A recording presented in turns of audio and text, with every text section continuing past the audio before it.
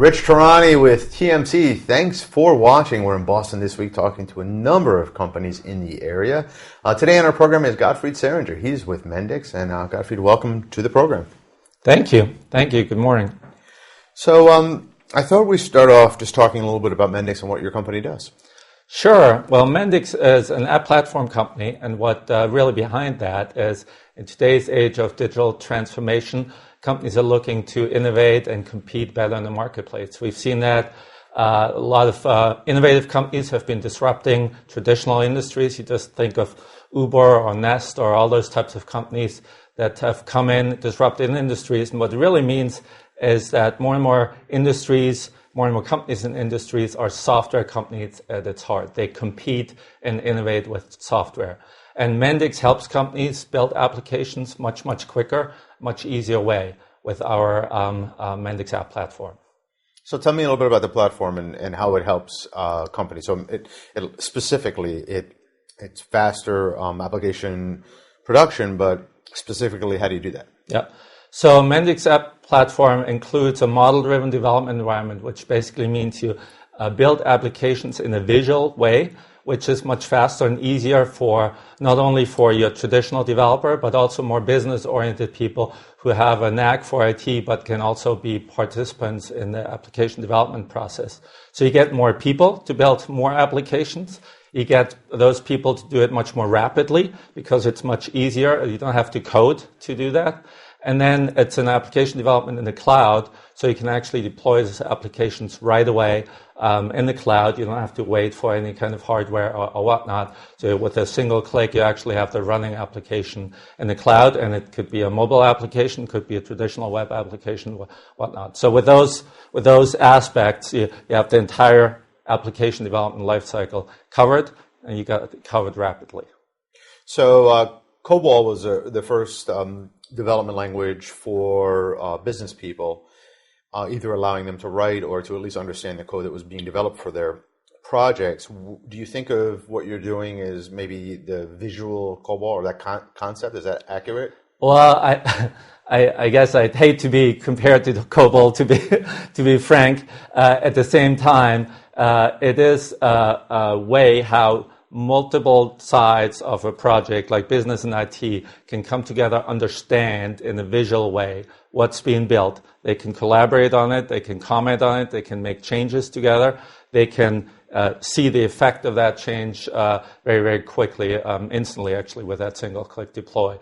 So it's a very different world today as we're used to very different applications. We're used to the cloud, we're used to instant gratification from our iPhones, etc. Sure. So from that, it's a very new, very different world nowadays than it was in the COBOL days. Of course. I mean, the concept was a smart concept. For whatever reason, it didn't seem to last. Although I'm hearing that COBOL developers nowadays make a lot of money because there's so few of them. There's so few of them with legacy maintenance, indeed. Yeah. But the concept makes sense. So let's go through the types of systems you can work with. In other words, can I do web development? So you can build any kind of web and or mobile application with Mendix.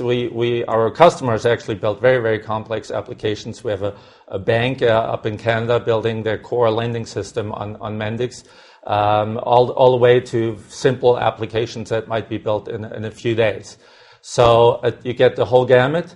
It is web and mobile based. It typically integrates with some kind of back-end system. So a lot of times people have SAP or Oracle or some back-end ERP system for their core processes that don't change very much. They might have that same system, your accounting system, for example, you have that for 10, 15, 20 years, but then you need to build applications on top of that. That are much more innovative, that change more rapidly. Sometimes you're not even sure what the requirements are until you really get into building the application. So you need integration, but you need also systems that can actually really support your business. So in terms of development for mobile, you mentioned mobile. Would it be a good platform to use for iOS apps or Android apps? Yeah, what we actually do, we have an multi-device, multi-platform application. So they call it hybrid applications for mobile. So the application, you build it once, and it runs on any type of device Now, at what the about same time. custom things that you need to do, like let's say camera access and things like that? Yep. Do you get the ability to tweak the code after if you have to or want to? We actually include some widgets that are Cordova phone gap compliant, actually integrate with that, so you can build quote-unquote native apps that run on your native device, like a native app that you can put into the App Store of Apple or Google or Microsoft, that use those native device functions, like the phone, like geolocation, like barcode scanner, those types of things. So you get the best of both worlds. You have to build it once, but you have the look and feel and user experience of a native application. So do I have the ability as well? So I can port to iOS, I can port to Android, basically, right? Yeah. Or the beauty is you don't have to port it. Export it. You export what's going to get installed. Sure. So on sorry your for the device. terminology. Yeah. I should have said export. Can you export to HTML5? It's all HTML5 based because that's sort of the technology behind it. So they actually applications HTML5. So you could actually even run it just as a web application without packaging up as a native application, which is good for some people.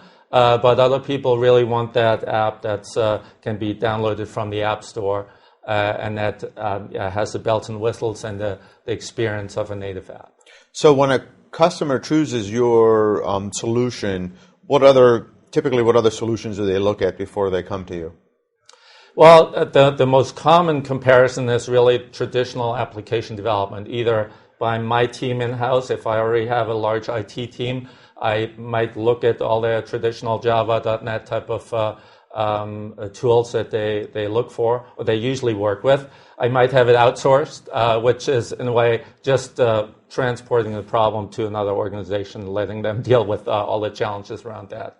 Probably what we see most commonly is Salesforce's Force.com platform, which is, of course, very CRM-centric. It comes out of that world. People use it to extend Salesforce, but the way it's I guess, positioned is that it's a development platform, and some people are looking for that. And if they don't want the limitations that come with being CRM-centric or being with a platform that's been around for a long time, if they look for something more modern and sort of in a way a bit of a Switzerland of all the platforms, they come to Mendix. Great. What else should we know about the company? Anything else? Well, it's a great company. We have a lot of open jobs in case somebody is interested in some job openings. We do business worldwide, in particular focus in North America and in Europe. And as I mentioned, the biggest misconception is you build a little app, sort of a spreadsheet in the cloud. It couldn't be further from the truth. A lot of companies are building their business on Mendix, and a lot of very complex business applications very, very rapidly with Mendix. Could you write games with it as well? That's probably the place I wouldn't go. It's our bread and butter is business applications, custom business applications, stuff you need to run your business, innovate your business, compete with your competitors.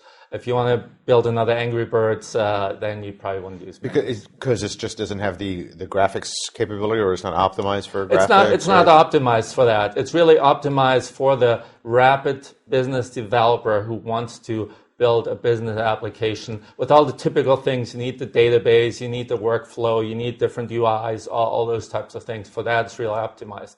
And for that, you can be 10 times faster than with other tools. Fantastic. Thanks so much for being here. This was great. Thank you very much. My pleasure.